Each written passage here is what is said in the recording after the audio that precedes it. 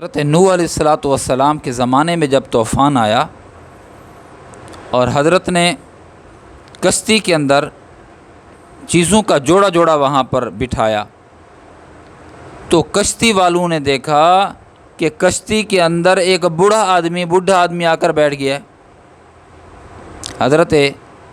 انہوں نے پکڑ لیا، حضرت نوح علیہ الصلوۃ والسلام کی خدمت میں پیش کر دیا کہ حضرت یہ ہمارے درمیان میں بیٹھا ہوا تھا. حضرت نے پکڑ لیا اور فرمایا کہ تو کون ہے، بتا کون ہے تو. اس نے کہا جی میں شیطان ہوں اور مجھ سے غلطی ہو گئی ہے، آپ مجھے چھوڑ دیں.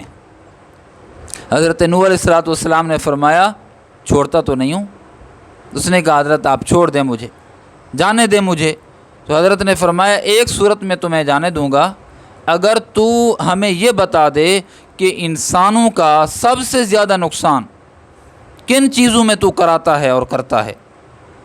اس نے کہا کہ حضرت میں بتاتا تو نہ، لیکن آپ مجھے چونکہ چھوڑیں گے نہیں، تو اگر آپ مجھے چھوڑیں، آپ میرے ساتھ وعدہ کریں تو میں آپ کو 2 خطرناک بیماریاں بتاتا ہوں جن کے سبب سے میں انسان کو پکڑتا ہوں اور جس کی وجہ سے انسانوں کا سب سے بڑا نقصان ہوتا ہے.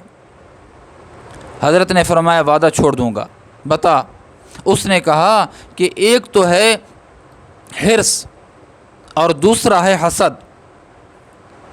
حرص اور حسد اور حرص، ان 2 خطرناک بیماریوں کی وجہ سے سب سے زیادہ انسانوں کا نقصان ہوتا ہے. انسانوں کی بربادی کا سبب یہی حسد ہے یا یہ حرص ہے. اور پھر وہ کہنے لگا کہ جو حسد ہے، حسد کی وجہ سے میں راندہ درگاہ ہو گیا.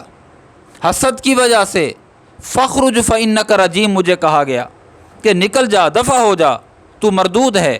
حسد کی وجہ سے میں جنت سے نکالا گیا، راندہ درگاہ بنا، اللہ کے تقرب سے دور ہوا اور اللہ کی لعنت کا مستحق ٹھہرا. تو حسد کی وجہ سے میں جنت سے نکالا گیا. اور دوسری بیماری جو خطرناک ہے وہ ہے حرص، اور حرص کی وجہ سے حضرت آدم علیہ الصلوۃ والسلام کو جنت سے نکالا گیا. کہ حسد اور حرص یہ دونوں چیزیں انسان کے نقصان کا سبب ہیں، انسان کی بربادی کا سبب ہیں. حاسد جو ہے وہ اللہ کے فیصلے پر، اللہ کے فیصلے کو تسلیم ہی نہیں کرتا. وہ اپنے آپ کو بڑا سمجھتا ہے، اپنے آپ کو سب کچھ سمجھتا ہے، اور پھر خود اپنے آپ کے اندر اپنے آپ کو جلاتا رہتا ہے، کڑتا رہتا ہے حسد کی وجہ سے.